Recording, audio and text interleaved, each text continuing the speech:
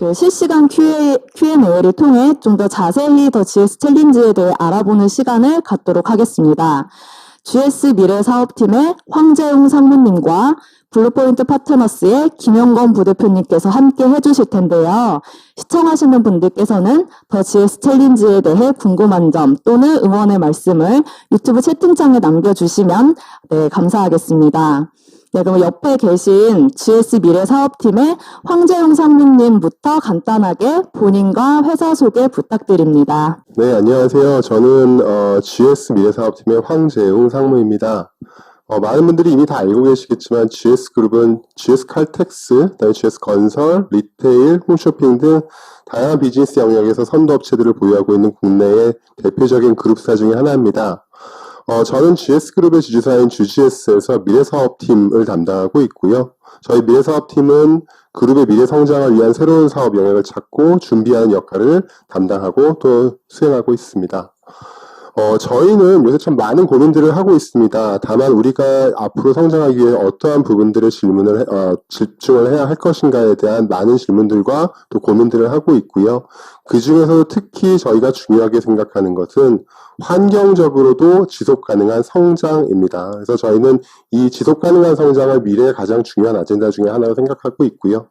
또 어떻게 보면 이런 지속 가능한 성장이라는 것들이 단순히 기업의 사회적 책임의 차원이 아니라 이런 것들이 어떻게 보면 전 세계적으로 또 전 인류가 경제생활의 근본을, 그러니까 지금 진행되고 있는 많은 경제생활들의 근본적인 모습을 바꾸어 놓을 그런 것들이 될 것이고, 또는 이런 것들은 결과적으로 기업들에게 큰 도전 요소이기도 하지만 또 동시에 굉장히 큰 사업 기회가 될 것이라고 또 믿고 있습니다. 그리고 또 이러한 것들을 실현할 수 있는 아이디어들이 많은 부분들이 결국은 대기업들이 아닌 또 여러 스타트업, 벤처 기업들에서 나오게 될 것이라고 또 크게 믿고 있습니다. 이번에 저희가 새롭게 시작하는 더 GS 챌린지는 이러한 Growth through Sustainability에 함께 도전하고 또 함께 성장해 나갈 스타트업을 찾기 위해서 기획되어 있습니다. 그래서 이 도전에 함께 또 참여해 주실 많은 창업가 여러분들, 팀, 그리고 초기 스타트업 분들이 많이 또 성원해 주시고 또 지원해 주시기를 부탁드립니다. 네. GS 미래사업팀의 황재웅 상무님이셨고요. 네, 다음은 블루포인트 파트너스의 김영건 부대표님께도 간단하게 인사 부탁드리겠습니다. 저희 블루포인트 파트너스는 테크 기반 엑셀러레이터입니다.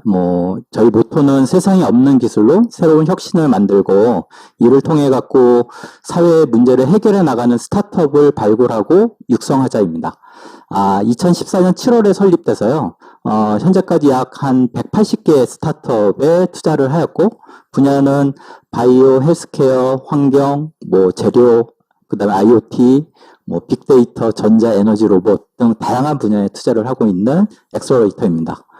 스타트업들이 성장하기 위해서는 저희가 5T라고 생각하는 테크, 마케팅, 오퍼레이팅, 스트래티지, 파이낸싱 이 5가지 요소가 균형 있게 발전을 계속해야 되는데 많은 테크 스타트업들이 기술에만 너무 치중한 나머지 테크 쪽만 계속 이제 강화를 하는 모습을 저희는 흔히 보고 있습니다. 그래서 저희는 이런 스타트업들이 다른 요소들이 테크와 같이 밸런스를 맞춰서 성장할 수 있도록 지원을 하고 있고요. 앞서 이제 저희 세션 후에 발표 영상 드릴 친환경 불가사리 제설제를 만드는 스타스테크나 해조류를 활용한 배양육을 제조하는 시위드 같은 회사들이 모두 저희의 포트폴리오사이들이고 그리고 바이오 분야에 지속 가능한 미래를 만들고 있는 스타트업이라고 할 수 있습니다. GS에서 좋은 기획 그리고 좋은 기획 의도를 가지시고 저희와 함께 처음으로 도전하는 더 GS 챌린지 바이오 기술을 가진 예비 창업자 그리고 초기 스타트업 분들의 많은 관심 부탁드리겠습니다. 감사합니다.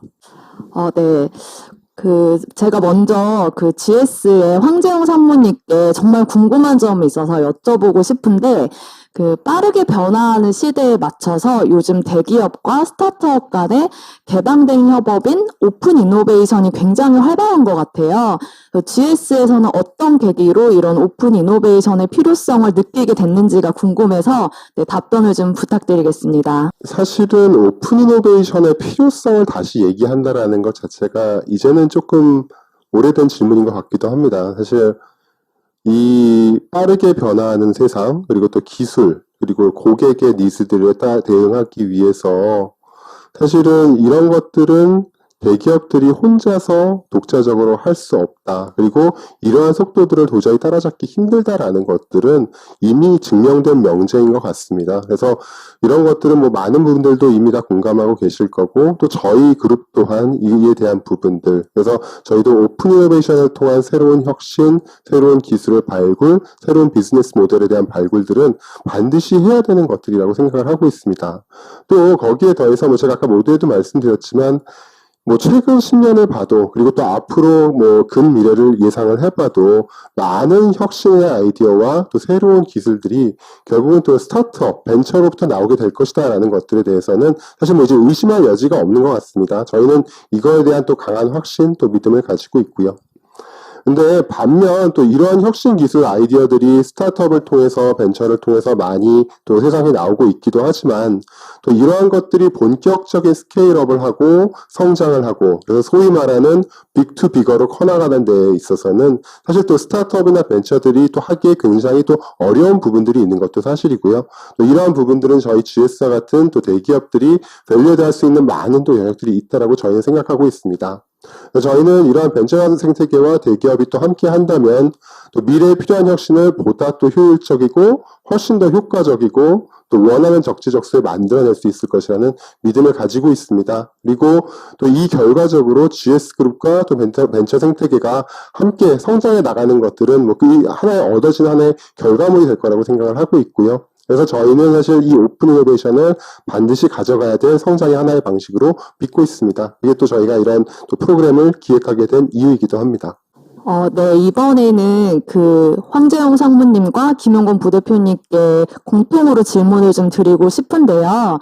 이번에 바이오 기술을 가진 스타트업이 블루포인트 파트너스와 GS와 함께 더 GS 챌린지에 참여를 하게 된다면 무엇을 기대하면 되고 어떤 점이 좋은지가 너무 궁금하거든요. 네, 김용건 부대표님 먼저 답변 부탁드릴게요.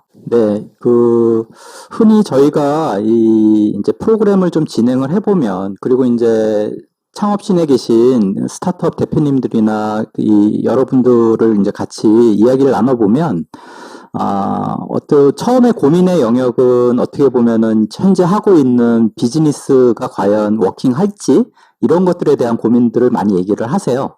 근데 조금 더, 깊게 좀 논의를 하다 보면 결국은 왜 창업을 했는지에 대한 자기 확신, 그리고 그거에 대한 어떤 믿음, 이런 것들이 훨씬 더 중요하다는 걸 요새 많이 느끼거든요. 그래서 저희 프로그램에 이제 합류하게 되시면 처음에 이러한 이제 어떤 미션 디파인이나 비전 설정, 그리고 핵심 가치 부분들에 대한 고민을 저희와 같이 할 거고요. 그리고 이제 참여하고 있는 다른 팀과 이런 것들에 대한 논의를 하면서 조금 더 자기 확신의 사업에 대한 확신을 갖게 하는 게 제일 클 것 같습니다. 그리고 더불어서는 아까 말씀드렸던 기술 이외에 스타트업에 필요한 여러 가지 요소들을 좀 더 밸런스 있게 구축할 수 있는 여러 가지 프로그램들을 마련하고 있습니다.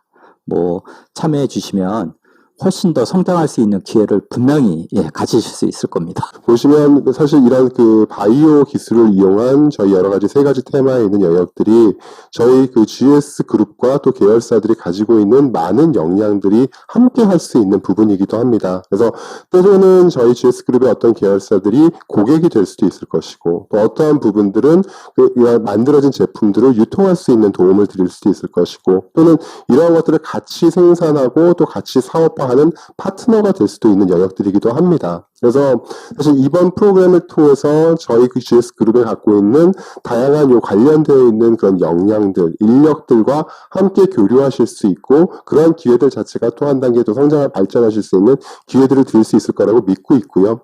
그 다음에 또 이런 것들이 실제로 저희가 가지고 있는 경험들을 통해서 실제로 proof of concept들을 함께 만들어 나가고 더 나아가서는 사실 이번에 이제 뭐 짧은 기간 동안의 프로그램뿐만이 아니라 이 프로그램이 성공적으로 마무리된 이후에 또 이 각각 참여하시는 기업들이 점점 더 스케일업 해 나가실 때마다 그런 것들에 저희가 또 파트너로서 함께 성장을 도와드릴 수 있고 다양한 네트워크 역량들을 또 공유해 드릴 수 있는 그런 기회가 될 것이라고 믿습니다. 이제 선발이 된 이후에 액셀러레이팅이 종료가 되고 나면 또 이제 GS나 블루포인트 파트너스의 시드 투자 검토를 받으실 수 있는 이제 기회가 있고요. 또 각각 가지고 계신 이제 네트워크의 어떤 그런 그런 것들을 충분히 활용하실 수 있는 많은 기회가 있다라고 이제 생각을 하고 있습니다. 네. 이번에는 제가 GS 황재용 산부님 쪽에 좀 질문을 드리려고 합니다.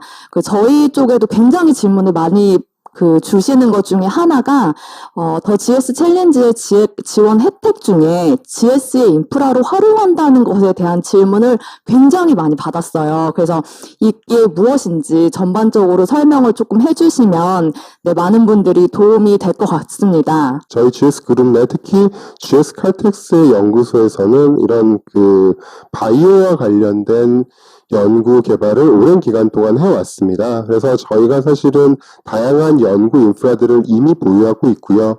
예를 들면 저희 이 프로그램에 선발되신 선발팀 팀 중에서 이제 가지고 계신 가설을 검증하고 또는 실험을 하고 또는 뭐 테스트 제품들을 생산을 한다라고 했을 때 저희 GS 칼텍스가 이미 보유하고 있는 다양한 연구 인프라 시설들을 저희가 활용할 수 있도록 열어드리고자 합니다. 물론 뭐 100% 오픈이 아니라 개발하시는 토픽과 상황들에 따라서 좀 구체적인 협의들은 필요하겠지만요. 예를 들면 뭐 저희 GS 칼텍스는 대전에 기술연구소가 있습니다. 기술연구소에 있는 랩 시설 그리고 파일럿 플랜트 또 군산과 여수에 있는 바이오 실증 플랜트들에 대해서도 지금 충분히 저희가 열어놓고 같이 협의를 통해서 또 사용하실 수 있는 기회를 좀 드리고자 하고요. 그래서 예를 들어 대전에 있는 기술연구소 같은 경우는 랩 스케일 설비이고요. 미생물 개발, 그다음에 발표 평가, 최적화, 분리 정제 공정 이런 것들을 다 또 실험 테스트를 할 수 있는 다양한 설비가 있고요. 그다음에 또 파일럿 스케일 설비로 분리 정제 설비들을 또 저희가 보유하고 있습니다. 또 저희가 군산과 여수에는 이제 실증 플랜트 스케일의 바이오, 발효, 그다음에 분리 정제, 탈색 탈취 설비, 또 바이오매스 전처리 설비 이런 시설들을 저희가 이미 가지고 있습니다. 그래서 저희가 지금 선발되신 팀들과 협의를 통해서 또 필요하신 영역들에 대해서 이런 것들을 활용하시고 또 이런 것들을 저희와 또 같이 하시면서 좀 더 빠르게 또 좋게 스케일업 하실 수 있는 기회들을 만들어 드리고자 합니다. 뭐 이제 사실 또 많이 궁금하실 부분들이 그럼 이러한 시설들을 이용하시는 것들이 공짜냐라는 질문들이 당연히 따라오실 거라고 생각을 하고 있고요. 저희는 기본적으로 이런 인프라 자체에 대한 설비, 사용들은 뭐 당연히 저희가 무상으로 제공을 드릴 거라고 생각을 하고, 드릴 계획이고요. 다만 여기 이런 실험 과정에서 필요할 수 있는 기본적인 소모품들, 이런 것들에 대해서는 선발팀들이 직접 또 실비를 사용해서 또 실험을 진행하실 수 있도록 도와드리고자 합니다. 아울러서 실제로 또 이제 시간과 또 얼마나 또 기간 동안 사용할 수 있느냐 이런 것들에 대한 질문들도 많이 주고 계신 걸로 저희가 알고 있습니다. 사실 이 부분들은 저희는 최대한 선발되는 팀들의 니즈를 맞춰드리고자 합니다. 그래서 저희가 이제 선발 과정들을 거쳐서 선발팀들이 확정이 되고 그리고 그 팀들의 어떤 니즈를 갖고 있는지 합의가 되고 나면 저희와 좀 함께 이런 것들을 좀 협의해 나가시면서 어떠한 기간 동안 또 어떠한 시간들을 사용하실 수 있는 방법들에 대해서도 또 결정을 해나가려고 합니다.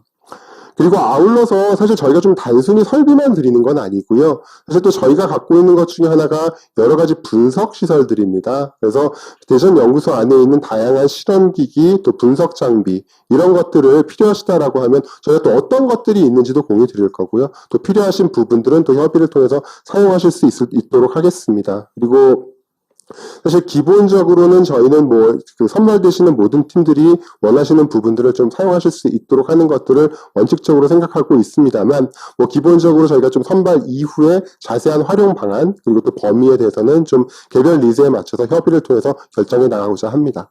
네, 너무 자세하게 답변을 해주셨고, 네, 역시나 GS 인프라에 대해서 굉장히 많은 질문을 주고 계신 것 같은데요. 꼭 선발되셔서 GS 칼텍스의 연구 인프라를 다 활용을 하시기를, 네, 바라겠습니다.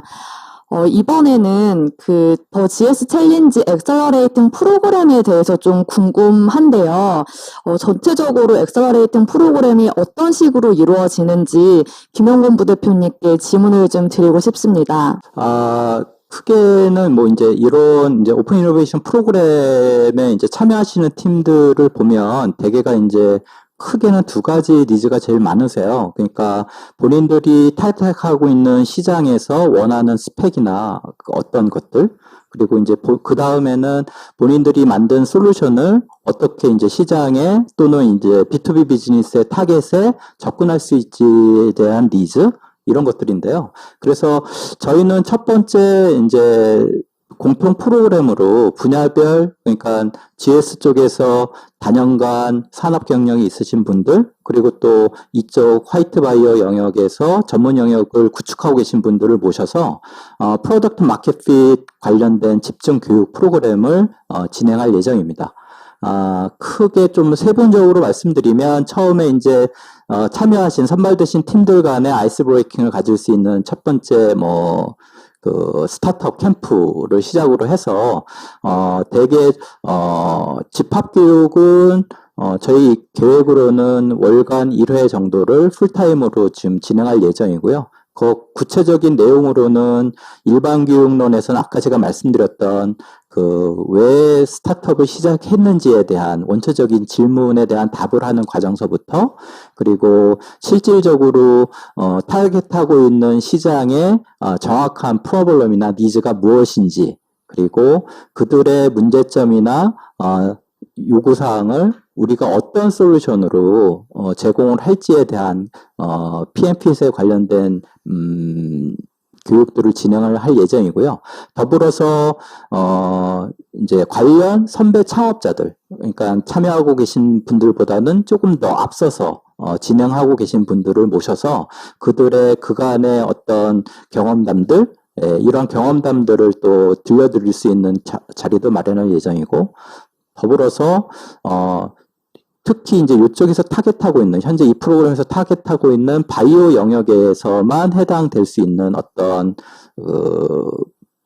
필요한 지식들이 있습니다. 그래서 그런 지식들을 채워주실 수 있는 전문가분들을 모셔서 전반적으로는 공통교육, 그리고 어떻게 보면 선배 창업자 간의 어떤 공유, 그리고 전문 영역에 필요한 몇 가지 사항들에 대한 핵심 설명, 이러한 진행들을 할 예정이고요. 궁극적으로는, 최종적으로는 이제 어떻게 보면은 이제 사업을 계속 하시면서 계속 갖고 갈 무기라고 생각되는 사업 계획서를 이런 진행 과정을 통해서 저희가 좀 같이 가다듬고 빌드업 시키는 기회를 가질 거고요. 최종적으로는, 빌드업된 사업 계획서를 데모데이 형태로 발표도 하시고, 그리고 이러한 데모데이에 발표된 내용을 갖고 저희 GS와 저희, 그리고 저희가 네트워크하고 있는 여러 투자자들에게 투자의 기회를 같이 열어드릴 예정입니다. 네, 전반적으로 설명해 주셔서 감사드리고요. 제가 조금 들으면서 더 궁금한 점이 있어서 김용곤 부대표님께 추가적으로 좀 질문을 드리고 싶은데, 앞서서 설명해 주신 엑셀레이팅 과정에 포함되어 있는 스타트업 캠프나 집합교육이나 멘토링이 있다고 하셨는데, 요새 코로나 상황에서 어떻게 진행이 되는지, 그리고 횟수는 어떻게 되는지도 좀 궁금하고요. 또 추가로 멘토링을 이제 진행해 주신다고 했는데, 멘토링 진행 방식이나 이제 횟수 이런 것도 좀 궁금해서 조금 더 추가적인 설명 부탁드리겠습니다. 계속 저한테 질문을 주셔갖고 제가 좀 당황되는데요. 이게 코로나 상황이 조금은 불확실성을 좀 높여주더라고요. 그래서 지금 저희가 계획하고 있는 거는 이제 코로나 진행 상황을 봐서 당연히 이제 오프라인을 저희는 더 선호하고요. 근데 부득불 상황이 여의치 않으면 온라인을 같이 병행할 예정입니다. 그리고 이런 프로그램에 참여하시는 스타트업들의 또 다른 고민거리 하나가 프로그램에 너무 많은 시간을 뺏기지 않나? 뭐 이런 고민들이 또 있으시거든요. 그래서 그런 고민들을 저희가 익히 알고 있어서 집합교육과 그리고 이제 선발된 팀들에게 저희가 이제 1대1로 저희의 멘토를 매칭시켜 드릴 텐데요. 그래서 집합교육은 될 수 있으면 한 달에 한 번, 아니면 필요시에는 한 달에 2회 정도 진행할 예정이고, 그리고 1대1로 배치된 그 멘토링은 스타트업이 원하면 무한대로 뭐 어떤 툴을 이용하시든 뭐 메일, 뭐 줌 미팅, 뭐 여러 가지 온오프라인 미팅을 통해서 필요하신 부분들에 대한 부분을 채워드리려고 진행할 예정입니다. 횟수와 뭐 이런 것들에 대한 질문도 되게 많으신데요. 그러니까 실질적으로 프로그램 그 타임라인을 보면 전체적인 프로그램 이제 선발된 후에 스타트는 4월부터 시작할 예정이고요. 그래서 매달 1회 정도, 1회 이상의 집합교육, 그리고 그 집합교육 때 부여되는 여러 가지 과제들이 있습니다. 그 과제들을 혼자 풀기가 힘드세요. 그래서 저희가 매칭해드리는 메토드를 통해서 같이 협의하면서 멘토링하면서 그 과제를 풀 수 있는 이러한 프로그램 내용으로 진행할 예정입니다. 네, 김용곤 부대표님께서 당황스럽다고 하셔서 그럼 이번에는 GS 황재용 상무님께 제가 좀 질문을 드리려고 하는데요. 그 지원 혜택에 사실 다들 관심이 많으세요. 그래서 지원 혜택 중에 또 하나가 콜라보레이션 위즈 GS라는 내용이 있어요. 구체적으로 어떤 내용과 방식으로 GS와 협업이 가능한지가 궁금하거든요. 네, 이 협업의 내용들은 사실 선발되시는 기업들의 사업 모델 그리고 기술들의 내용에 따라서 굉장히 많이 커스터마이즈가 될 것입니다. 그러나 큰 틀에서 예상을 해본다라고 하면 저희 GS 그룹이 다양한 계열사의 여러 가지 직무들을 가지고 계신 전문가분들이 때로는 고객의 입장에서 또는 뭐 때로는 비즈니스 파트너 입장에서 또는 뭐 이런 것들을 저희 운영하고 있는 인프라에 적용할 수 있는 하나의 또 타겟으로서 그런 시각을 가지고 이제 협업을 진행을 하게 될 거고요. 그런 것들을 통해서 가지고 계신 사업 모델, 제품 모델, 기술들의 컨셉, 프루프 오브 컨셉 검증 과정들을 저희가 같이 진행하게 될 것입니다. 그리고 그렇게 되고 난다라고 하면 그 이후에 어느 정도 POC가 된다라고 보면 전략적으로 저희와 함께 또 성장해 나갈 수 있도록 많은 자원, 또 저희가 갖고 있는 국내외의 네트워크, 또 연구시설뿐만이 아니라 뭐 만약에 활용이 가능한 것들이 있다라고 하면 저희가 보유하고 있는 인프라, 이런 것들을 저희가 아주 적극적으로 또 그리고 맞춤형으로 함께 또 제공해 드리고자 생각을 하고 있습니다. 뭐 지금 사실 아직 어떠한 기업분들이 선정이 되셨고 어떠한 프로덕트들이 또 우리 선발이 되실지 명확하게 저희도 지금 많은 기대를 갖고 있고 지켜봐야 하는 상황이라서 명확하게 답변을 드리긴 좀 어렵겠지만 또 이 프로그램이 종료가 되고 난다라고 했을 때 그 어느 정도 POC가 마무리되고 그 기술들에 대한 가능성들이 보여진다라고 하면 저희 뭐 가지고 있는 저희 연구팀들이 하나의 또 공동개발 파트너가 될 수도 있을 것이고요. 또 저희가 갖고 있는 파일럿 플레인트를 활용해서 거기서 또 예를 들어 스케일업 할 수 있는 기회들을 저희가 만들어 드릴 수도 있을 것이고, 그게 또 저희가 아예 비즈니스 파트너로서 같이 상업화를 만들어 갈 수도 있을 것이고, 또는 뭐 때로는 저희가 마케팅을 같이 도와드릴 수도 있을 것이고, 또 경우에 따라서 저희가 타겟 고객이 될 수도 있을 것입니다. 사실 이러한 영역들의 가능성들은 저희 뭐 GS 그룹 비즈니스 포트폴리오가 있는 영역만큼 굉장히 넓은 가능성들이 있을 거라고 저희도 지금 예상을 하고 있고요. 그래서 이러한 것들을 제한 없이 모두 열어두고 또 함께 할 수 있는 방법들을 함께 고민해 나갈 저희도 준비가 되어 있습니다. 저희 댓글 창에 이제 그 질문 주신 내용 중에 더 GS 챌린지 프로그램 종료 후에 후속 지원 내용인 시드 투자 관련해서도 질문을 주셨어요. 이거는 김용곤 부대표님께 좀 질문을 드리고 싶은데, 선발팀 모두 GS와 블루포인트 파트너스의 시드 투자를 받게 되는지, 그리고 시드 투자를 받게 된다면 펀딩 금액은 어떻게 되는지가 너무 궁금하거든요. 네, 저희 프로그램이 선발과 동시에 투자가 바로 확정되는 프로그램은 아니고요. 이제 저희 프로그램을 진행하면서, 저희하고 그 GS 프로그램의 핏에 잘 맞는 팀을 저희도 볼 거고, 그리고 최종적으로는 이제 프로그램이 끝날 때 저희가 후속으로 투자 가능 여부에 대한 검토를 다시 진행할 예정입니다. 그래서 그러니까 참여하는 전 팀이 다 투자도 받으실 수 있고요. 그리고 이제 그거는 이제 진행되는 과정에 따라서 결정될 것으로 보시면 될 것 같고요. 그리고 투자 금액은 여기 참여하시는 스타트업 대상이 초기단에 계신 분들이에요. 그래서 저희가 생각하기는 한 1억에서 최대 한 5억 정도의 시드 투자가 진행될 걸로 예상하고 있습니다. 그리고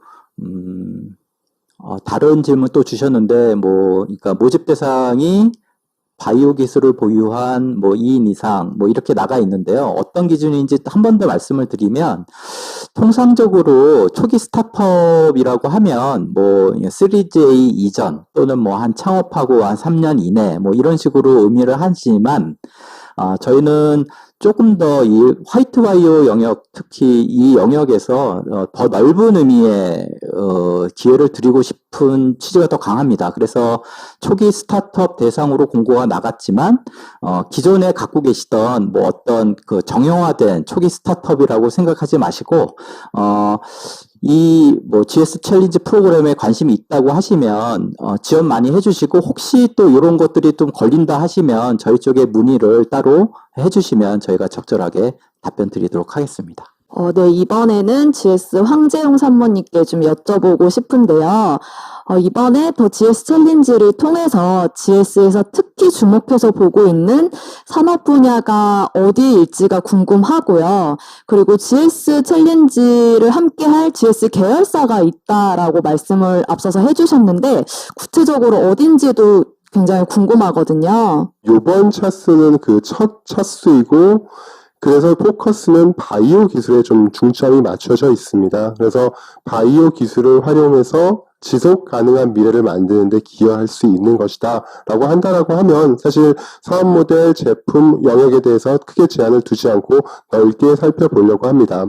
그래서 모집 테마에서도 앞에서도 말씀드렸듯이, 그래서 실제로 이러한 바이오 기술로 조금 더 새로운 방법으로, 혁신적인 방법으로 제품과 이런 어떤 자원들을 생산하는 방법, 그리고 그런 것들을 또 사용되고 남은 그런 자원들 또는 폐기물, 오염물질들을 줄이고 저감하고 또는 재활용할 수 있는 기술들, 그래서 깨끗한 미래를 만드는 것, 그리고 또는 우리가 조금 더 건강한 미래를 위해서 그 헬스케어와 관련되어 있는 여러 가지 혁신적인 기술들 다 열어놓고 저희가 살펴보려고 하고 있고요. 그래서 결국은 이러한 것들이 영역은 넓습니다만 바이오 기술이라는 것들을 하나의 레버로 활용을 해서 이 더 GS 챌린지가 지향하는 그로스 서스테이너빌리티를 달성할 수 있는 것들이다라고 한다라고 하면 모두에게 열려있는 그런 프로그램이라고 봐주시면 좋을 것 같습니다. 그리고 저희가 사실 이 프로그램들을 고민을 하는, 기획을 하는 단계에서도 많은 고민들을 했고요. 저희가 지금 사실 이 프로그램은 저희 그룹 차원에서 다들 저희 계열사들이 다 함께 하고 있습니다. 그래서 이번 차수에서 바이오를 테마로 좀 하고 있기 때문에 지금 특히 GS 칼텍스 또는 GS 홈쇼핑에서 특히 기획 단계에 많이 같이 참여를 하고 계시고요. 사실은 이제 선발된 기업 스타트업의 그 기술이 어떤 것들이냐, 제품이 어떤 것들이냐, 또 어떠한 니즈를 가지고 계시느냐에 따라서 저희 그룹 안에 있는 모든 계열사들은 다 잠재적인 협업 파트너다라고 봐주셔도 될 것 같습니다. 그래서 그 분들과 맞추어서 저희가 필요한 부분들을 매칭을 진행을 할 것이고요. 그러한 가능성들은 다 열려있기 때문에 어느 계열사다라고 한정을 두기보다는 GS 그룹이 함께 한다라고 봐주셔도 무방할 것 같습니다. 네, 고맙습니다. 이번에는 그 김용건 부대표님께 신청과 선발에 대해서 좀 여쭤보고 싶은데요. 네, 그 사업계획서를 제출하려면 사업계획서에 PSST가 포함되어야 한다고 이제 안내가 되어 있어요. 그래서 이게 무엇인지 조금 설명을 듣고 싶고요. 또 최종 선발된 되는 팀 수와 각 선발 단계가 어떻게 되는지가 좀 궁금하거든요. 네, PSST 요즘에 이제 많이들 아실 거예요. 그래서 프로블럼, 그 다음에 솔루션, 스케일업, 요 구성, 크게 이제 4개의 구성 요소를 꼭 이제 적어 주셨으면 좋겠습니다. 특히 이제 저희가 이게 초기 스타트업이기 때문에 어떻게 보면은 솔루션이나 스케일업 부분보다는, 풀려고 하는 문제가 무엇인지가 좀 더 명확했으면 좋겠고요. 그리고 이러한 문제를 풀려는 팀이 어떤 팀인지 이거에 대한 설명이 좀 더 자세히 있으면 좋을 것 같습니다. 그리고 최종 선발 팀은 저희가, 프로그램의 어떤 효율화를 위해서, 최종 6팀 이내로 선발할 예정이고요. 크게는 이제 선발 과정은 크게 이제 4단계로 진행을 할 예정입니다. 제출해 주신 서면 평가를 통해서 크게 이제 한 3배수 정도의 1단계 선발을 할 예정이고요. 그 팀을 대상으로 전체적으로 이제 같이 모여서 각각 한 3분에서 5분 정도의 피칭을 통한 어떤 팀들이 들어와 있는지에 대한 그 시간을 가질 예정입니다. 그러면서 그 이후에 그룹 멘토링이라는 표현으로 조금은 같은 영역에 계신 분들끼리 멘토링을 1차적으로 진행을 할 예정이고요. 그 이후에 그 분들을 대상으로 저희 블루포인트 파트너스와 GS에서 조금은 더 심층적으로 사전 인터뷰를 1대1로 진행을 해서 거기서 최종 선발팀의 2배수 정도를 선발할 예정이고요. 최종적으로는 그 2배수 팀이 최종 발표 평가를 해서 최종적으로 6팀 이내를 선발을 하려고 하고 있습니다. 네, 자세하게 설명해 주셔서 너무너무 감사드립니다. 네, 지금까지 GS 미래사업팀 황재용 상무님과 블루포인트 파트너스의 김용원 부대표님이셨는데요. 아쉬우니까 마지막으로 제가 하나만 더 요청을 드리려고 하는데, 마지막으로 미래 지원자나 또 미래 선발팀에게 하시고 싶으신 말씀이 있으시면 황재용 상무님부터 해주시면 감사하겠습니다. 프로그램을 준비하는 과정에서 사실 많은 고민들을 했습니다. 그리고 사실 또 국내에서도 이런 바이오 기술을 활용을 해서 또 이런 새로운 또 지속 가능한 미래를 만들기 위한 많은 노력들을 진행하고 계시는 또 제야의 많은 고수분들이 계시다는 것도 저희도 잘 알고 있습니다. 저희가 이런 분들이 또 함께 저희와 또 성장할 수 있는 기회를 만들기 위해서 이런 프로그램들을 기획을 했고요. 또 이런 그 영역과 또 앞으로 저희가 가고자 하는 방향들에 대해서 공감하시는 많은 분들이 또 지원해 주시고 또 저희와 함께 해주셨으면 합니다. 사실 준비를 많이 하다 보니 준비하는 과정에 또 많은 또 시행착오가 또 있는 것 같아요. 오늘 특히 저희가 이제 오늘만 해도 약속했던 시간에 바로 또 제대로 시작하지 못하게 됐던 부분들은 다시 한번 좀 죄송하다는 말씀 드려야 될 것 같고요.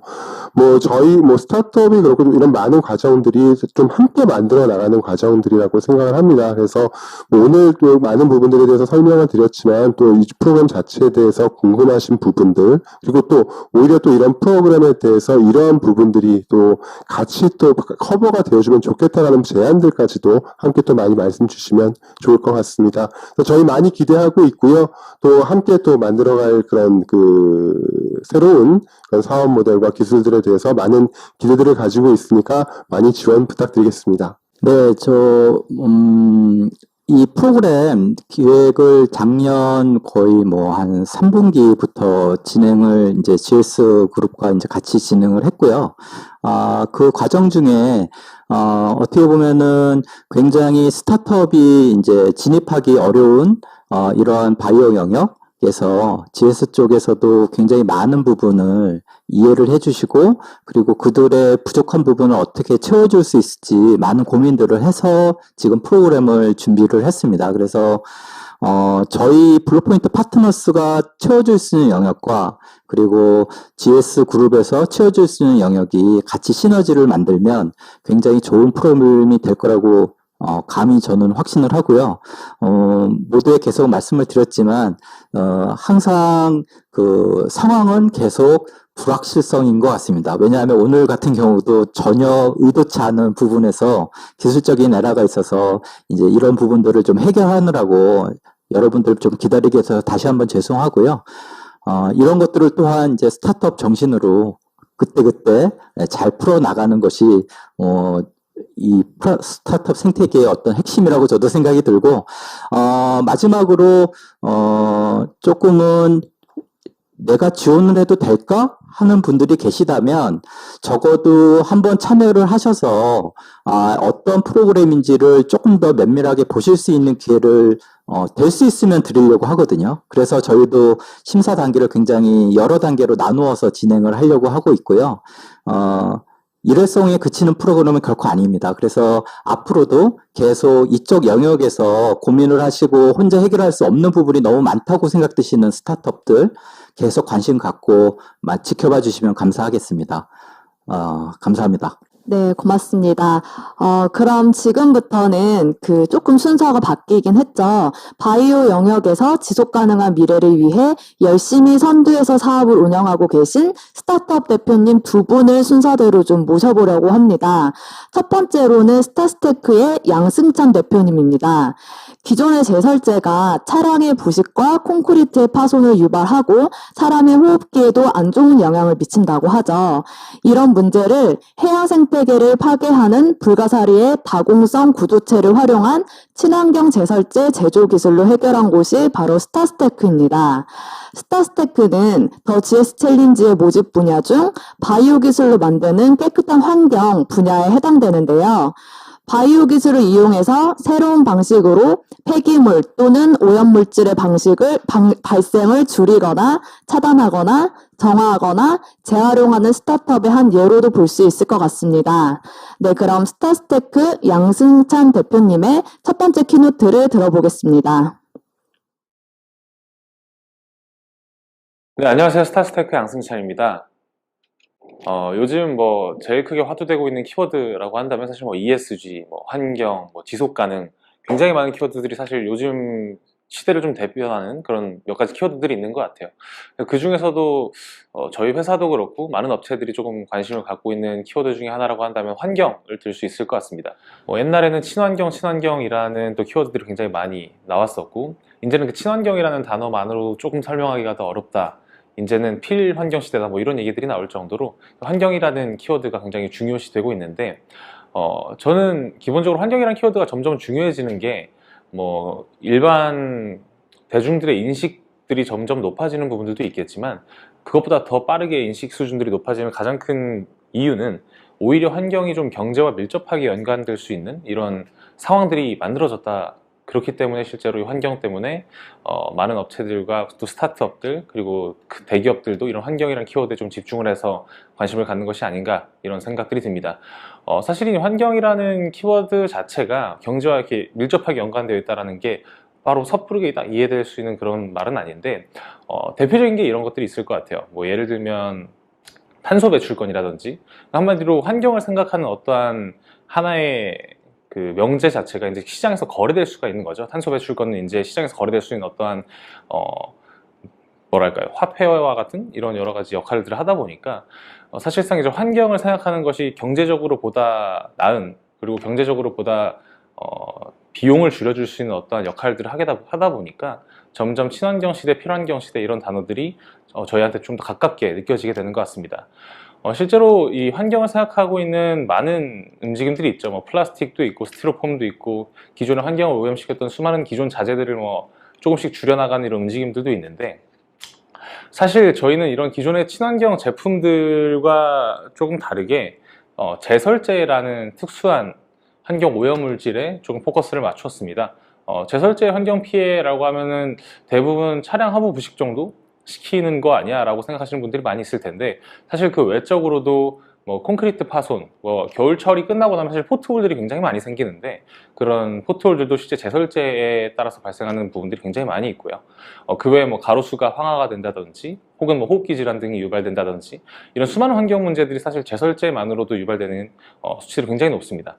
그러다 보니까 이런 환경 피해들, 제설제에 따른 환경 피해를 보수하기 위해서 또 예산이 발생을 하게 되고, 그 보수 예산만 고려를 하더라도 제설제 구입 비용의 10배가 넘게 발생을 하는 거죠. 당연하게 조금 더 비싼 혹은 조금 더 친환경적인 제설제를 쓰더라도 이런 보수 비용들을 줄이게 된다면 전체 도로 유지 보수 비용은 오히려 줄지 않게 되느냐, 이러한 관점에서 친환경 제설제에 대한 시장 니즈가 점차 높아지고 있습니다. 문제는 기존 친환경 제설제들이 완벽하게 시장에서 뭐 이런 제설제들의 환경 문제를 해결했느냐라고 하면 아직까지는 노였던 거죠. 그래서 저희는 이런 문제들을 완벽하게 해결하기 위해서 해양 폐기물인 불가사리를 활용해서 기존 친환경 제설제들의 어떤 친환경적인 요소들을 보다 강화를 하는 데 집중을 했고요. 사실 이 불가사리 자체도 해양 폐기물로 사실 국내 그리고 뭐 해외, 호주 뭐 많은 국가들에서 수매가 되거나 혹은 폐기 처리되는 상황들이 많이 발생을 하고 있고요. 실제 국내에서만 연간 한 4천억, 3천억 규모의 피해를 이 불가사리 때문에 발생이 되고 있기 때문에 정부에서 매년 이 불가사리를 수매하는 사업들을 진행을 하고 있습니다. 한마디로 이제 해양 어떠한 폐기물들, 그리고 바이오 폐기물들에 대해서 저희가 이제 재활용을 하고 있다라고 보시면 될 것 같고요. 대표적으로 이 불가사리 같은 경우는 연간 정부에서 수매하는 불가사리의 양만 한 3,600톤 정도? 실제로 저희가 현재까지 그 불가사리 중에서 한 200톤 정도만 무상으로 수거를 해주고 있는 상황입니다. 앞으로도 저희가 더욱 회사가 성장하고 더 많은 비즈니스 모델들을 개발하면서 이런 해양 폐기물들 그리고 바이오 폐기물들에 대한 활용 방안들에 대해서 모색을 해야 되는 어떤 과제들이 남아있는 상황이고요. 그래서 결과적으로는 저희는 이런 뭐 불가사리가 가지고 있는 어떤 환경적인 오염 부분과 그리고 기존 제설제들, 기존 친환경 제설제들이 가지고 있었던 기술적인 한계들을 동시에 해결할 수 있는 저희들의 에코스트1이라는 친환경 제설제를 현재 개발을 해서 국내 그리고 해외에 다수 열심히 제품을 팔고 있는 판매상 같은 느낌입니다. 실제로 이런 친환경 제설제를 개발을 하면서 기존 친환경 제설제들이 가지고 있었던 그리고 시장에서 이미 형성돼 있었던 조금 부정적인 인식들을 저희가 조금씩 변화를 시키고 있는 것 같아요.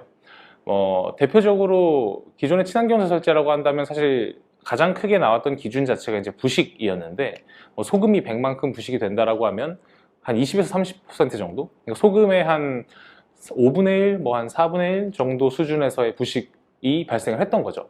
사실 그 정도의 부식이 발생하는 건 완벽하게 부식을 억제했다라고 말하기는 아직 좀 시장에서 어렵지 않았나라는 한 가지 저희의 고민이 있었고, 그걸 저희의 기술을 통해서 0.8%에 가까운 거의 물보다 부식이 되지 않는 수준의 압도적인 부식 억제력을 확보를 했고요.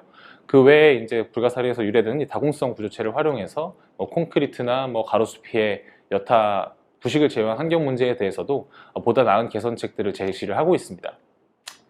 사실 이 불가사리 자체가 말씀드렸듯이 워낙 피해 수준이 크다 보니까 그 외에 저희가 현재 확보하고 있는 불가사리만으로도 굉장히 많은 정부에서 막고자 했던 불가사리 피해들을 저희가 절감을 시켜나가고 있고요. 어떻게 보면 이런 사회적 가치들을 지속적으로 창출해 나가면서 수익까지도 확보할 수 있는 현재 많이 대두되고 있는 이런 ESG나 소셜 벤처에 맞는 움직임을 가져가고 있다라고 말씀을 드릴 수 있을 것 같습니다. 이런 환경적인 부분들도 중요하지만 사실 제설제로서 당연히 더 중요한 건 눈을 녹여야겠죠. 그래서 이런 융빙 성능적인 측면, 실제로 눈을 얼마나 잘 녹이는지에 대해서도 이미 이 부분에 대해서는 굳이 언급할 필요는 없을 것 같습니다. 왜냐하면 국내 대부분의 지자체에서 실제 저희 제품들을 활용을 하고 있고 물론 서울이나 특정 지자체들에서는 아직은 조금 사용량이 미비한 부분들이 있지만 대부분의 지자체에서 적극적으로 도입되면서 이런 제설 능력이나 이런 부분에서는 현장에서까지 검증이 다 완료가 되어 있다 보니 아무래도 현재 해외에서 저희 제품들을 선보이는데도 조금 빠르게 시장에 진입할 수 있는 그런 요소들이 되는 것 같습니다. 사실 저희가 강조하고 싶었던 비즈니스 모델은 크게 세 가지입니다. 단순히 저희가 돈을 벌 수 있는 수익 구조가 아니라 사회적 가치를 창출할 수 있는 어떠한 SV 형태의 BM인 거죠. 첫 번째는 사실 저희 회사 제품의 기술적 강점을 바탕으로 나타나는, 그리고 또 환경적인 피해를 줄임으로써 나타나는 말 그대로 BM인데, 이걸 왜 저희가 BM이라는 단어를 붙였냐면 말 그대로 사회적 가치를 창출하고 그리고 환경적인 이슈들을 해결함으로써 돈을 벌 수 있는 구조들을 만들어주기 때문입니다. 실제 저희 제설제가 일반 소금과 같은 기존 제설제보다는 가격이 비싼 편입니다. 장표에서 보시다시피 거의 톤당 한 20만 원 정도, 소금이 한 톤당 10만 원 정도의 거래가 되는데 염화칼슘은 한 톤당 20만 원이 좀 넘는 수준에서 거래가 되고요. 그래서 저희가 기존의 일반 제설제보다 높은 가격대에 거래가 되고 있어서 아직까지 시장 진입이 대부분 원활하진 않았습니다. 근데 쉽게 생각해보면 도로를 관리하고 유지하고 보수하는 데는 굉장히 많은 예산들이 들어갑니다. 제설제를 구입하는 것도 당연히 도로 유지 보수 비용에 들어갈 테고, 그 외에 도로가 파손된 거를 보수하기 위해서 다시 타설 공사를 한다든지 혹은 가드레일이 부식된 거를 교체하는 공사를 한다든지 이런 수많은 공사 비용들이 도로 유지 보수 비용 안에 포함이 되는 거거든요. 그러면 전체 도로 유지 보수 비용을 줄일 수 있는 방향성으로 간다면 결국에는 뭐 예를 들면 정부가 관리하는 도로라면 정부에서 할애할 수 있는 예산 자체가 줄어들 수 있을 거고, 혹은 민자도로라면 이런 민간에서도 이런 예산이라든지 경제적인 부분들을 보다 이롭게 만들 수 있는 것들이 있겠죠. 사실 이 부분이 저희가 제일 강조하고 있는 첫 번째 비즈니스 모델입니다. 기존의 제설제들보다 단순히 가격만 추산을 했을 때는 비용적으로 보다 많이 발생을 한다고 생각을 하겠지만, 오히려 이 제설제에 따라서 발생하는 보수 비용까지 산정을 했을 때는 훨씬 더 경제적인 제설제로 탈바꿈이 되는 거죠. 이게 앞서 계속 말씀드렸던 환경이라는 키워드가 경제랑 또 연관되는 이런 직접적인 연결고리가 될 수 있는 한 가지 포인트이기도 합니다.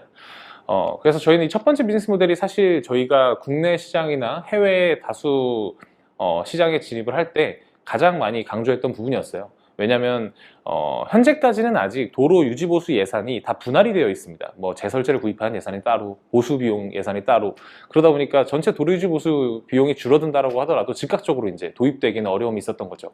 근데 오히려 해외라든지 국내 이런 민자 도로들, 그리고 제설 대행업체들이 통째로 관리를 하는 이런 특정 도로들 같은 경우는 그들이 할애받은 예산에서 전체 유지보수 비용을 낮출 수 있다면 자기들의 수익 구조가 높아지는 형태이기 때문에 적극적으로 저희 회사의 제품들을 도입하는 움직임들이 발생을 하게 됩니다. 실제로 저희가 만든 장표 자체가 국내 그 도로공사에서 연구한 자료들을 기반으로 해서 작성된 자료이고, 그렇기 때문에 저희가 한국의 전체 고속도로에만 적용을 해보기도 했습니다. 국내에 있는 뭐 일반 민자도로나 혹은 국도, 뭐 지방도 이런 것들을 제외하고 고속도로에만 적용을 했을 때에도 오히려 한 해에 저희 제품을 사용함으로써 전체 고속도로 유지보수 비용이 연간 400억 가까이가 절감이 될 수 있다라는 어떤 새로운 가치들을 창출해 나가고 있는 거죠. 그럼 뭐 두 번째로는 저희가 활용하고 있는 이제 원자재 자체로서 발생하는 사회적 가치가 있는데요. 말씀드렸듯 불가사리가 기존에 이제 소각 폐기되고, 그리고 수매되지 않았을 때 만들 수 있는 여러 가지 환경 피해들이 있기 때문에 저희가 이 불가사리를 무상으로 수거해주고 무상으로 처리해주는 것만으로도 굉장히 높은 사회적 가치들이 창출이 될 수 있습니다. 대표적으로 저희가 만약에 무상으로 수거하지 않았을 때는 정부가 이 불가사리를 소각해서 폐기를 하게 되는데, 여기서 잠깐 뭐 한 가지 재밌는 그 어원을 좀 말씀드리자면, 불가사리라는 단어 자체가 이제 죽지 않는다라고 해서 이제 불가살에서 발생한 어원입니다. 즉 거의 태우지 않으면 잘 죽지 않고 몇 조각을 잘라도 다시 몇 마리로 증식하는 이런 굉장히 강한 재생 능력과 번식력을 가졌기 때문에 실제로 이렇게 수매한 불가사리는 대부분 소각 폐기를 하게 됩니다. 이때 저희가 수거를 해줌으로써 소각 시 발생할 수 있는 환경 오염적인 비용이라든지, 혹은 말 그대로 그냥 소각하는 데 들어가는 정부의 예산이라든지 이런 사회적 비용들을 저희가 절감을 시켜주고 있고요. 대표적으로 현재 이런 사회적 비용이라든지, 그리고 저희가 불가사리를 처리해 줌으로써 발생할 수 있는 어떤 그 사회적 가치들은 현재 많은 그 평가할 수 있는 툴들이 현재 생겨나가고 있습니다. 워낙 또 이런 ESG에 대한 많은 대기업들의 관심 속에서 대표적으로 뭐 SK가 됐든 이번에 GS가 됐든 수많은 기업들이 지속 가능한 부분들에 대한 관심도가 높기 때문에 특정한 스타트업이나 특정한 기업들이 만들고 있는 이 사회적 가치에 대해서 수시적으로 산출하는 것들이 굉장히 많이 활성화가 되어 있고요. 대표적으로 저희 역시도 이 불가사리를 처리해 줌으로 인해서 또 다른 사회적 비용들을 이렇게 줄일 수 있다는 것들에 대해서 공인을 계속해서 받고 있습니다. 뭐 두 번째가 말씀드리는 이런 불가사리 처리로 인한 사회적 가치를 창출할 수 있는 부분이고요. 사실 이렇게 두 가지는 아마 쉽게 생각을 하실 수 있었던 것 같아요. 왜냐하면 저희 회사가 하고 있는 일들에 대해서 알고 계신 분들이 있을 거고, 불가사리로 친환경 제설제를 만든다고 하면 크게 이렇게 두 가지 사회적 가치가 아마 머릿속에 떠오르실 수밖에 없으니까요. 그래서 사실 이러한 사회적 가치 창출하는 부분들로 인해서 국내에서는 이미 빠르게 성장세들을 이어나가고 있고요. 현재 이번 시즌이죠. 아직 겨울이 막 지나가고 있는데 현재까지 누적 매출액이 아니죠. 그냥 이번 시즌만 생각을 했을 때 지속적으로 성장을 해서 아마 이번에는 100억이 조금 넘는 매출액 규모로 성장을 할 수 있을 거라고 예상이 되고 있고요. 그 외적으로도 점점 관급 외에 말씀드렸던 저희의 SVBM1이죠. 이런 오히려 비용적인 부분들을 줄일 수 있는 것들을 바탕으로 주요 대기업들이라든지 혹은 주요 공장, 건설사 이런 쪽에도 납품들을 이어나가고 있는 상황입니다. 국내 같은 경우는 이미 시장 점유율을 계속 1위를 유지를 하고 있고, 국내 친환경 제설제에서 안정적으로 정착을 했다라고 저희 자체적으로는 평가를 할 수 있을 것 같아서, 사실 해외 시장에서의 진입이 저희한테는 그 다음 스텝의 과제인데, 해외 같은 경우는 사실 저희도 약간 국내 시장의 레퍼런스를 완벽하게 다져놓고 시장에 진입을 해야겠다라는 어떠한 좀 마일스톤이 있어서 해외 시장을 진입했을 땐 약간 조금 두려움 같은 게 있었습니다. 저희가 국내 시장만큼 잘 알 수 있는 시장도 아니고 뭐 직접 커뮤니케이션을 해가지고 뭐 만들어 나갈 수 있는 지금 코로나나 이런 상황 때문에 환경도 되지 않기 때문에 좀 시장에 진입했을 때 쉽게 외면당할 수 있지 않을까라고 생각을 했는데, 생각 외로 저희들이 가지고 있는 그 기술적인 부분들, 그리고 BM으로 풀 수 있는 어떠한 그 제설제라는 사업 특성상 이런 BM으로 풀지 못하면은 해결될 수 없는 비용적인 부분들을 해결하다 보니까 오히려 해외에서도 굉장히 빠른 속도의 그 성과들이 발생을 하고 있고요. 저희가 말씀드린 이 BM이라고 하는 건 뭐 제설제 특성상 운송 코스트가 국내에서 뭐 예를 들면 미국까지 보낸다라고 하면은 굉장히 많은 운송 코스트가 발생을 하기 때문에 이런 뭐 운송 코스트를 절감할 수 있는 뭐 기술 세럼 형태, 쉽게 생각하시면 뭐 코카콜라의 기술 원액을 생각하실 수 있겠죠. 그래서 저희가 불가사리 추출 성분과 저희 특수 기술 성분만을 포함하는 굉장히 소량의 성분을 해외 현지에 보내고 현지에서는 완제품으로 생산을 해서 운송 코스트를 극단적으로 낮추는 거죠. 뭐 이런 형태로 시장에 진입을 현재 몇 개의 국가들이 하고 있는데, 사실상 비용적인 부분들까지도 해외 시장에서 경쟁력을 발휘할 수 있고 성능적인 부분에선 기술적으로 워낙 우위에 있다 보니까 생각보다 빠르게 시장에서의 반응들이 나타나고 있습니다. 네, 그래서 현재 저희가 앞서 말씀드렸던 두 가지 사회적 가치를 창출하고 그리고 지속 가능한 어떤 비즈니스 모델들을 설명을 드렸다면, 현재는 저희는 그 다음 스텝으로서의 비즈니스 모델들에 대해서 고민을 해 나가고 있습니다. 저희가 이제 불가사리에서 추출되는 성분을 활용해서 친환경 제설제를 개발하고 사업화를 하면서 크게 두 가지 고민이 있었어요. 첫 번째는 제설제 사업이라는 이 사업부 특성상 가질 수밖에 없는 계절성의 한계가 첫 번째였고, 두 번째는 불가사리에서 저희가 다공성 구조체를 추출하는데 그럼 추출된 나머지는 폐기 처리를 해야 되는가에 대한 고민이 있었죠. 왜냐하면 결국에는 불가사리에서 다공성 구조체를 제외한 나머지 폐액들에 대해서 폐기 처리를 하게 된다면 이게 완벽하게 불가사리를 업사이클링 하는 것인가에는 물음표였거든요. 그래서 저희는 이 불가사리를 완전하게 업사이클링 하는데 초점을 두고 새로운 사회적 가치들을 만들어 나가고 있습니다. 그 대표적인 게 화면에서 보이시는 두 가지 사업부고요. 친환경 제설제 사업부를 제외한 화장품 원료 사업부와 그리고 액상비료, 액상영양제 사업부를 추가적으로 런칭을 하고 있습니다. 실제로 불가사리에서는 다공성 구조체 외에 콜라겐을 추출할 수 있는 부분이 있고, 또 콜라겐까지 추출하고 남는 이 폐액은 굉장히 많은 유기물들과 뭐 인, 황 이런 유효한 물질들이 굉장히 많이 포함되어 있는 액체이기 때문에 일부 가공을 통해서 액상비료로 완성을 시킬 수가 있습니다. 그래서 현재 이 세 가지 그 사업부에 대한 핵심 기술들에 대한 개발을 완료하고 현재 신규 론칭을 준비를 하고 있고요. 화장품 원료 같은 경우는 뭐 단순히 콜라겐을 활용해서 저희가 화장품 원료를 많이 팔겠다 이런 개념이 아니라 저희가 가지고 있는 특정 경피 전달 기술을 바탕으로 해서 콜라겐의 유효한 진피층 전달을 최초로 실현할 수 있는 또 다른 고부가 가치를 만들어 나가고 있고요. 사실 세 번째 액상비료 같은 경우는 친환경 제설제나 화장품 원료 사업부처럼 어떤 고부가 가치를 창출한다기보다는 추출 공정 후 폐액을 활용하기 때문에 쉽게 생각하시면 마이너스 원가 개념이라고 생각하시면 됩니다.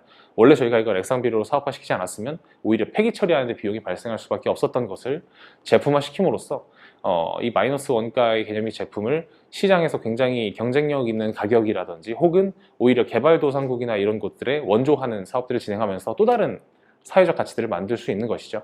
저희는 이런 또 다른 사업적인 부분들이 말 그대로 또 다른 사회적 가치를 창출하는 것이고 또 다른 지속가능한 경영을 이뤄낼 수 있는 부분들이라고 판단을 하고 있어서 크게 이 세 가지 사업부에 대한 진행을 박차를 가하고 있는 상황입니다. 개괄적으로 저희가 진행하고 있는 불가사리 완전 업사이클링의 사업은 이렇게 설명드렸듯 콜라겐 원료 그리고 액상비료 시장에 대해서 시장 진입을 진행을 하고 있는 부분들이 있고요. 이번에 뭐 저희 회사에 대한 홍보를 하러 나온 건 아니지만 화장품 원료가 나오면 협업할 수 있는 많은 업체들이 연락 주시면 너무 감사할 것 같습니다. 네. 그리고 액상비료 같은 경우도 이번에 최초로 매출이 발생을 하고 있는데 저희 쪽에서 가장 큰 고민은 실제로 이 액상비료를 저희 쪽에서는 팔아서 많은 수익을 내는 것보다 저희가 원래 폐기 처리했어야 될 어떠한 폐액이었기 때문에 이걸 바탕으로 더 많은 그 수요처들한테 더 경쟁력 있는 가격 혹은 무상으로라도 공급할 수 있는 많은 루트들이 좀 확대가 됐으면 하는 마음이 있습니다. 그래서 현재 뭐 코트라라든지 뭐 수출입은행과 같은 이런 원조에 도움을 줄 수 있는 기관들과 함께 이런 액상비료들을 개발도상국에 공급하는 여러 가지 프로젝트들을 진행을 하고 있는데 이 외적으로도 더 그 해외 지역이라든지 개발도상국에 원조를 줄 수 있는 어떤 협업 포인트들이 있다면 앞으로도 지속적인 연락이 될 수 있으면 좋을 것 같고요. 다음 스텝으로는 저희는 또다시 이제 친환경이라는 키워드에서 벗어나지 않는 새로운 사업들에 대한 연구를 진행을 하고자 합니다. 기본적으로 저희가 가지고 있는 핵심 기술은 불가사리에서 유래된 이 다공성 구조체를 포함하는 부식억제 효율의 증진에 있다라고 말씀을 드릴 수 있는 것 같은데, 이 부식억제 효율 증진에 대해서 즉각적으로 활용할 수 있는 또 다른 시장이 바로 또 순환용수계 수처리제라는 특정 시장이 있어서 이 시장에 대한 R&D들을 지속적으로 이뤄나가면서 앞으로 저희 회사의 신성장 동력들을 계속해서 만들어 나가는 이런 목적을 가지고 있는 상황입니다. 네, 이상으로 간단하게 이제 저희 회사에 대한 소개와 그리고 저희 회사의 사례를 중심으로 해서 이런 사회적 가치를 창출하시는 부분, 그리고 환경이라는 키워드가 앞으로 지속 가능한 경영에 어떻게 직접적으로 영향을 미칠 수 있는지에 대해서 굉장히 간략하게 좀 설명을 드렸는데요. 저희 회사의 비즈니스 모델은 사실 굉장히 좀 특수한 케이스이긴 합니다.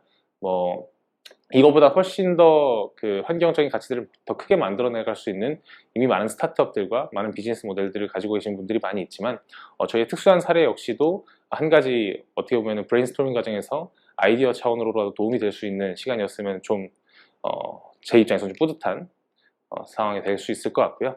이상으로 발표를 마치도록 하겠습니다. 네, 바이오 기술로 깨끗한 환경을 만들고 계신 스타스테크의 양승찬 대표님 감사합니다. 네, 이번에는 바이오 영역에서 지속 가능한 미래를 만들기 위해 애쓰고 계신 두 번째 스타트업을 만나보겠습니다. 시위드의 이희재 대표님이신데요. 기존의 가축 사육 방법은 환경 오염과 에너지 소모뿐 아니라 공장식으로 운영되다 보니 동물 윤리 관련해서도 굉장히 많은 문제점이 있습니다. 이런 문제를 해결하기 위해 세계 최초로 해조류를 이용한 지지체 개발 기술을 활용해 배양육을 제조하는 스타트업입니다. 훨씬 저렴한 비용으로 지속 가능한 환경과 에너지에 기여하고 생명에 더 큰 가치를 부여하는 것을 미션으로 생각한다고 합니다. 시위드는 더 GS 챌린지의 모집 분야 중 바이오 기술로 만드는 새로운 생활 분야에 해당되는데요.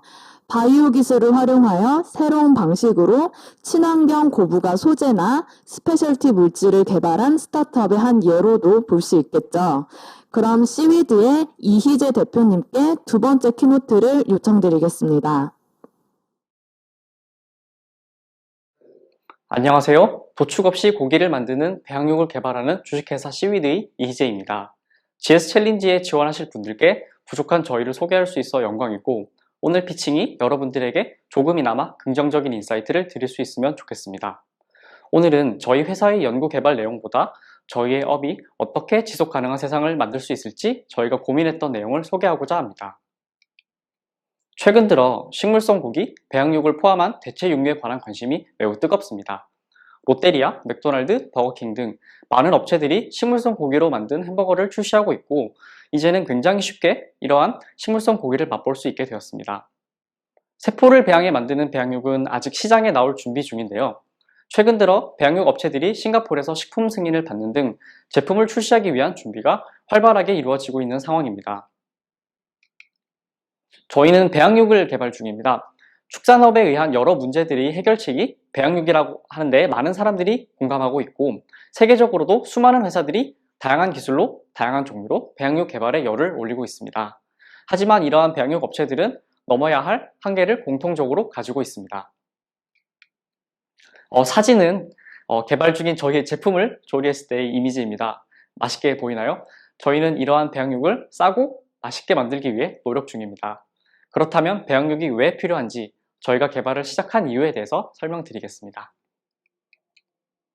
저희는 육류의 지속 가능성에 집중했습니다.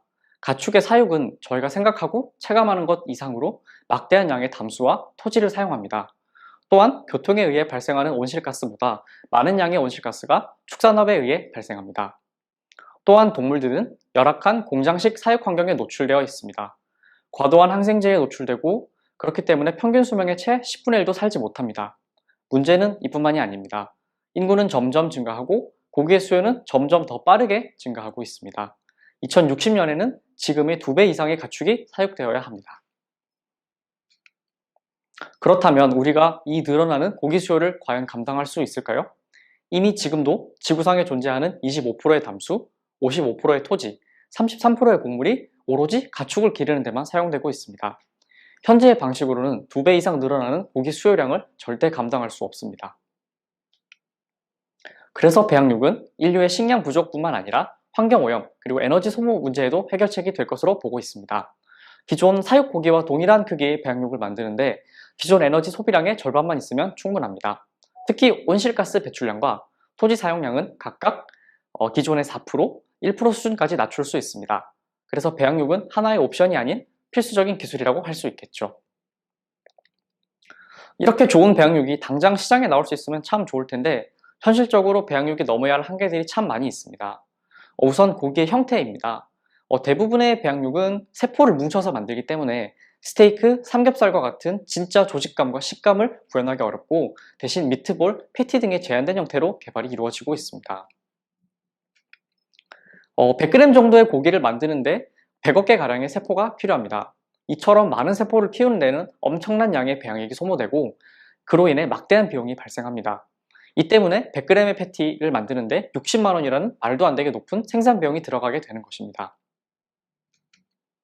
저희는 이러한 배양육의 문제점을 해결할 수 있는 솔루션을 찾는 데 집중했고 값이 싸고 수급이 용이하며 영양소가 풍부한 해조류를 그 해결책으로 생각하였습니다.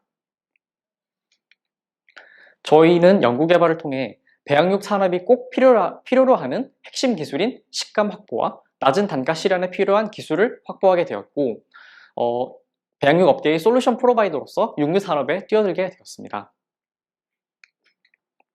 저희는 조금 더 나아가서 탄소 발자국을 줄이는 것을 넘어 더 공격적으로 탄소 발자국을 지워나갈 수 있는 선순환 구조를 만들고자 합니다. 조류는 열과 태양빛만으로도 영양분을 만들어내고 생장이 가능합니다. 이 때문에 공장에서 발생하는 부생에너지 또는 태양 에너지를 활용해 조류를 배양하고 이렇게 배양된 조류로 다시 고기를 만들어냄으로써 가축 사육의 수도 줄이고 잔여 에너지 활용도 가능케 합니다. 기업가는 가진 역량, 예를 들어서 뛰어난 기술 또는 뛰어난 비즈니스 모델을 통해서 개인이나 정부가 해결하기 힘든 사회 문제를 풀어내는 사람이라고 생각을 합니다. 예를 들어 플라스틱 사용 줄이기와 같은 활동은 개인의 활동으로도 충분히 가능하지만 파괴된 환경을 더 적극적으로 되돌리는 작업은 더 많은 힘을 필요로 하고 이러한 것을 해결할 수 있는 유용한 기술이나 그러한 모델을 가지고 있다면 이를 널리 퍼뜨려야 하는 것이 기업가의 자세라고 생각합니다. 아마도 ESG라는 단어를 되게 많이 들어보셨을 것 같습니다. 지속 가능성은 비단 환경에만 적용되는 추상적인 문제가 아니라 이제는 곧 회사에게도 적용되는 매우 중요한 이슈가 되어가고 있습니다. 지속 가능한 사업 모델은 보여주기식 모델에 그치는 것이 아니라 실제 회사의 지속 가능성과도 연결되기 때문에 많은 기업들이 이제는 이런 사회 문제 해결에 적극적으로 앞장서고 있다고 생각합니다. 이전까지는 인간의 편의에만 집중해 예를 들어서 과일의 껍질을 벗겨서 일회용품으로 재포장을 하는 이런 환경오염을 시키는 일들이 만연했지만 앞으로는 점점 보기 어려운 풍경이 될 것입니다.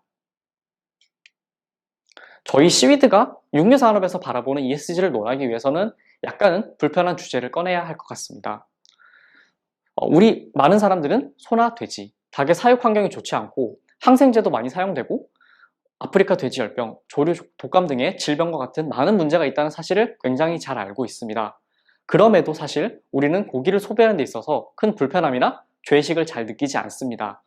그것은 피그나 카우 같은 어떤 동물이 아닌 포그, 비프와 같은 최종 제품으로서 육류를 우리가 이해하고 있기 때문입니다. 우리는 이러한 시스템화에서 고기를 동물의 부속품이 아니라 단순한 음식으로만 인지하게 되고 이로 인해 불편함이 많이 희석된다고 볼 수 있습니다.